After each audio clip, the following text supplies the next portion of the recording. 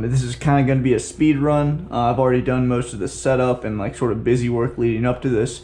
I am using a Medlin drone camera extension cable, or FPV camera extension cable, and I'm also not going to be using the standard servo extension cable, which normally you would cut this in half and use the female end, and that way you can plug any servo you want into that female end.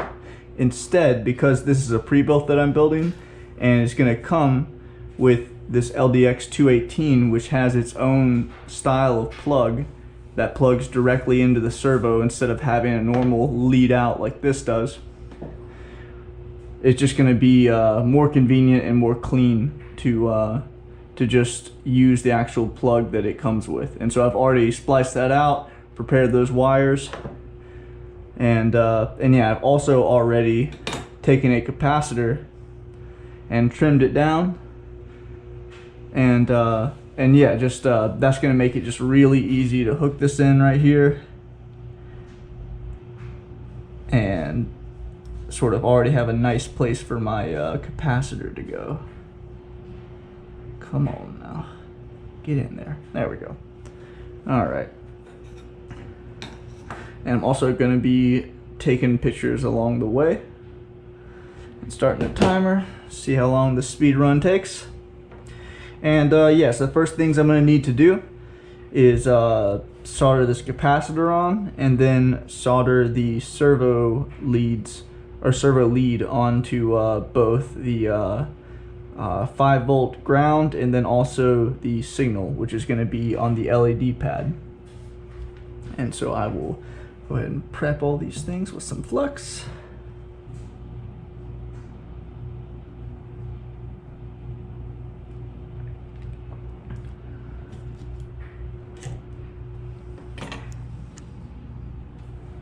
All right, not bad. Not bad, not bad. Within the realm of acceptable, in my opinion. Making sure we don't have any exposed wire.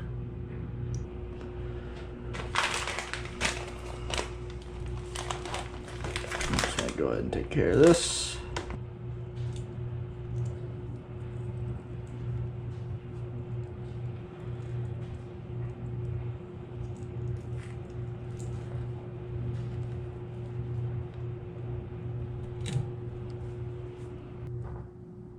At this stage, you would normally want to stop, plug in your servo, plug in your flight controller to Betaflight or whatever, and set up your servo control, which I will post directions for. It's very easy, but you want to confirm that you got it working before you actually go any further, because you don't want to button everything up and then realize you used the wrong pad or whatever. It's pretty safe as long as you use the LED pad, but certainly is something that you can mess up, and that will make you have to take everything back apart again, which is not fun.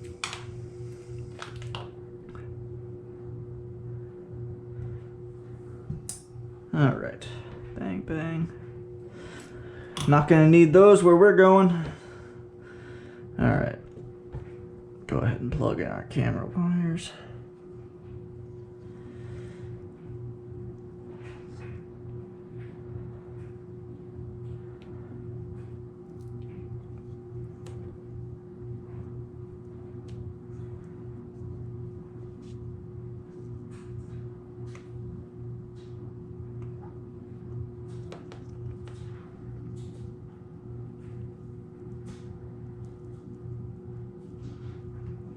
Get her seated in there nice and firm.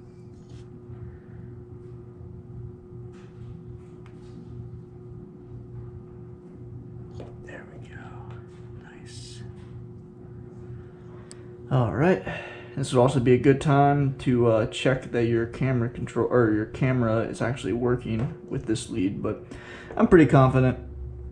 And so I'm going to skip the things that I recommend because I'm an idiot.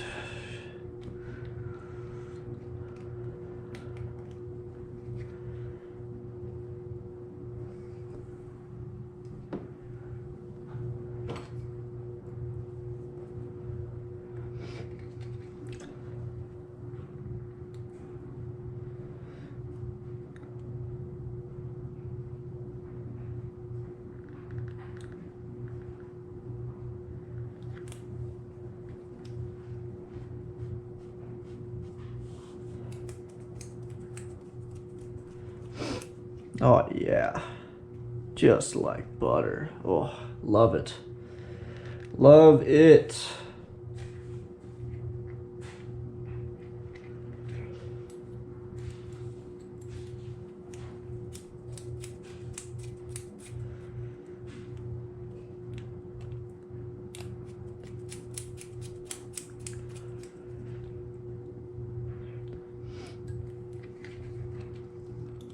Okay, sweet. All right, well, I think the rough plan is going to be to zip tie this to here and then run her up. So we can go ahead and reinstall our top plate. Let's see. Oh, go like that. Yeah, oh yeah. Install these guys. Give us a little bit of added protection.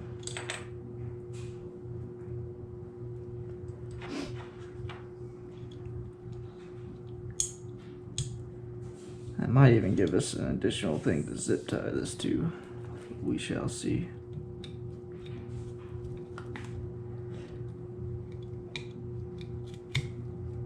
Go 1 and 2, almost. There we go. All right. Make sure we don't have anything interfering directly. I don't think we do.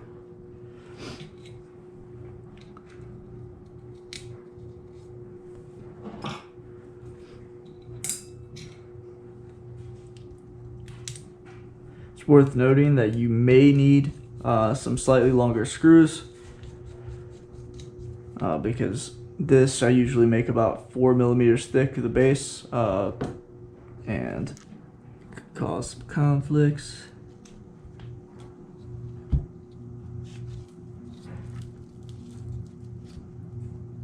Cool.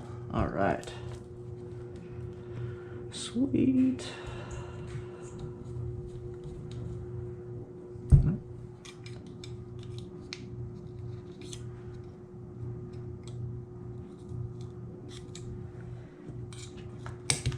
There we go. Now stay.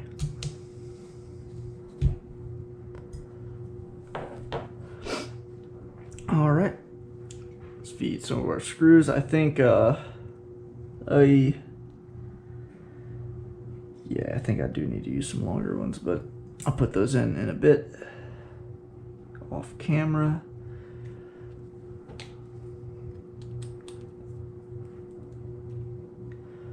All right.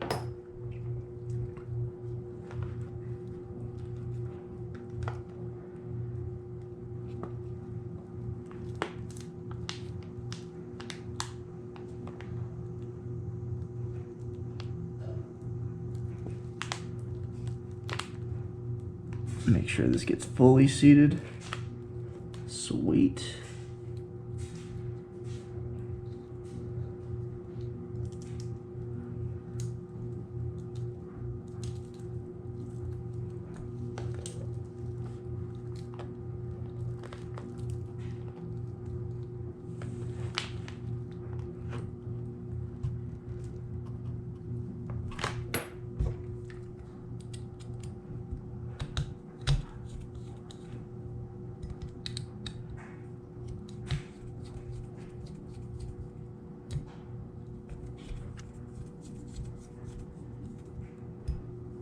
Okay.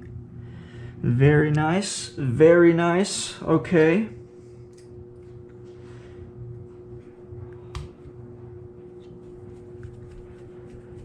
Ooh, would you just look at that? Beautiful. And you know what? I'm actually rethinking my whole where to put this thing.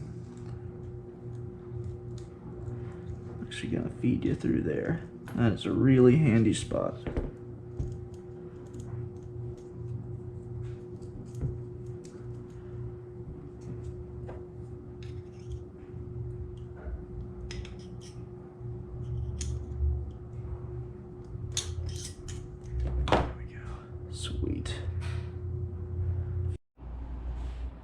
Josh from the future here to tell you that times have changed.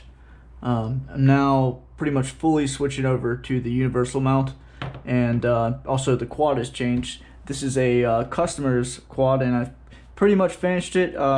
Everything is installed with the servo. The only thing left is to actually install the universal mount and mount the camera in it. And so the first thing we're going to want to do is actually take the air unit or just the FPV camera and stick it in here. And be careful not to tug on anything, and it'll just pop right in there. We don't need to worry about putting the screws in right now. We can do that once it's mounted. But yeah, you're going to take your standoff, and one side will have a larger opening than the other, and so that's where we're going to stick our standoff, just in to where it stays, and line it up with the bearing, and just press it right through. And you can take a wrench or really anything, and just you can the handy thing about the latest versions of the universal mount is you just press it in and you just go as far. You don't have to worry about getting it in the right spot. You just press it as far as it'll go. And the kit comes with a long screw and short screw. The long screw goes on the side with the servo horn.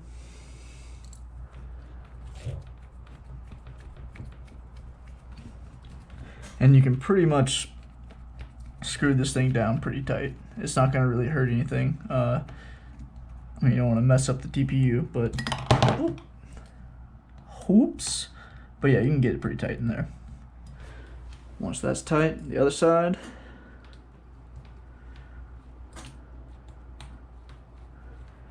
Get that in there.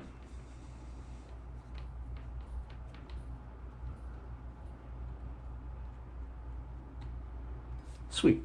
And that one doesn't need to really be tight because that one holds everything sort of in place. But yeah, we're see, the next thing is to install your servo horn. And again, all the kits now come with this this sleeve that helps take out any slack, so that see, these holes are quite a bit bigger than the wire, and so if you don't have this, it'll have some slop in that hole. But this takes up that slop pretty much.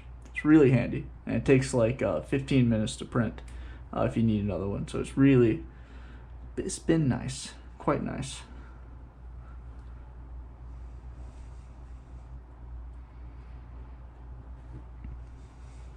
Actually, take that back. Before we install this, we're going to want to do a couple things. We're going to want to figure out how long we need it to be, and the best way to do that, or we need the servo wire to be. I'm just going to go ahead and get that over here. And basically, you can see the hole. There's the latest versions have a hole already designed in there, so you don't need to poke through anything.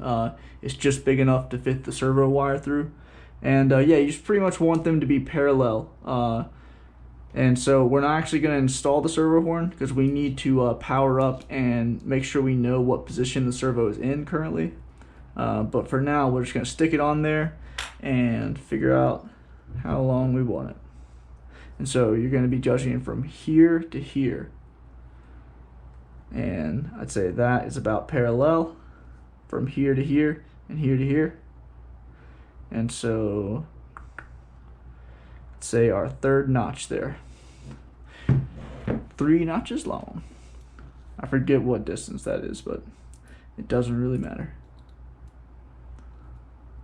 This is a GEP RC Crocodile 7, by the way. I don't think I said what it actually was.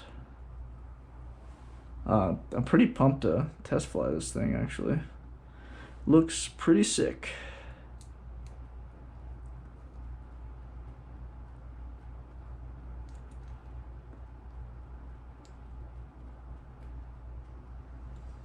I'm sure I'll post the video of the test flight. Just because, I don't know, this is my first custom drone for a customer. And it, I think, was worth it, which is good news because that means I can keep doing it. Which means probably more designs coming from custom builds because I have to make a design for the drone, or for the frame. And oh yeah, sorry, I'm not explaining. So you stick the servo in the slot, and then you pretty much hold it down as you bend it around whatever length you need, the end of it. Just like that. Sweet. It's not perfect. Actually, use this one. But it doesn't really need to be. As long as it's mostly kind of a rounded square, it'll be good. Give myself about a 1/2 inch, usually. Anything, just grab the 2, bang.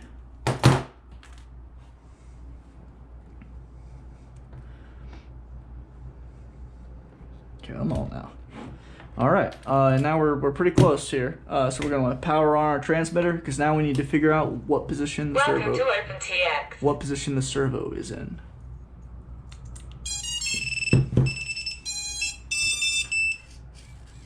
All right, so we can see it moving. I'm gonna put it in its furthest back position, and I'm gonna go ahead and push this through. You can see there are pre-made holes in the sleeve, and so you just kind of put it in there, and it is a tight fit, so it's kind of hard to push through. But worst case, you just put it on something and push it through. It's not, oh shit, and then drop it and lose it. Wait. All right, again. We kind of janked that up a bit. Ah, there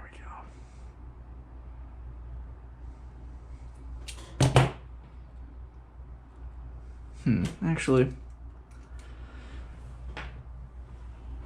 if you notice that there, the bend in the servo, the pre-made bend and your bend are out of whack, best to you know, try and correct that a little bit.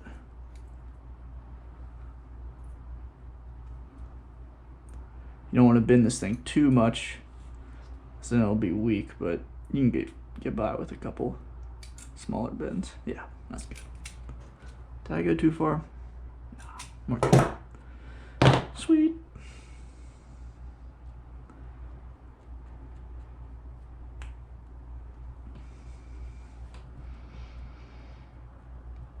Come on now, girl. Yeah, this is always kind of hard, but then like it'll, even with just your hands, it'll go through. But you don't want to stick your finger on the other end because these the ends where you clip can be pretty sharp. Come on, girl. Come on. You're embarrassing me. Come on. Fuck.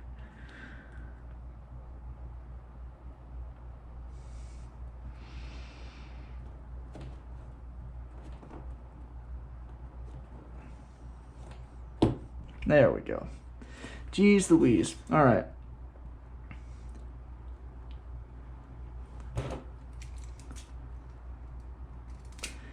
Get her looking like that. And then usually it's a little bit easier to get through this hole. That's what she said. All right. Cool. Well, I think we're just about ready to go. Again, we want to we had it in the rearmost position, so we want to get our maximum up tilt that we want. Say about there or so. Yup. And now, oh yeah, oh yeah, oh yeah. And then we'll finally take our screw and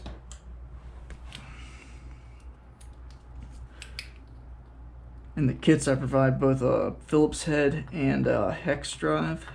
Up to you on your preference. I think the hex drive is actually probably better, but it's the 2.5, not the normal 2.0 millimeter. So it can, I don't know, I tend to have a Phillips around more often than I have the 2.5. And that's it. I mean, the last thing is to put the screws in for the camera, but I mean, that's fairly straightforward. Just find what position you want. There's 3 options for how far you want it out. And yeah, just make sure, you know, while it's moving, in this case I'm gonna route this guy like something like this. Just try and get it to, you know, look a little clean. That's pretty much it. There she is, GEP-RC Crocodile 7 with the Medlin drone universal FPV gimbal, ready to rip. Yeah, time for a test flight.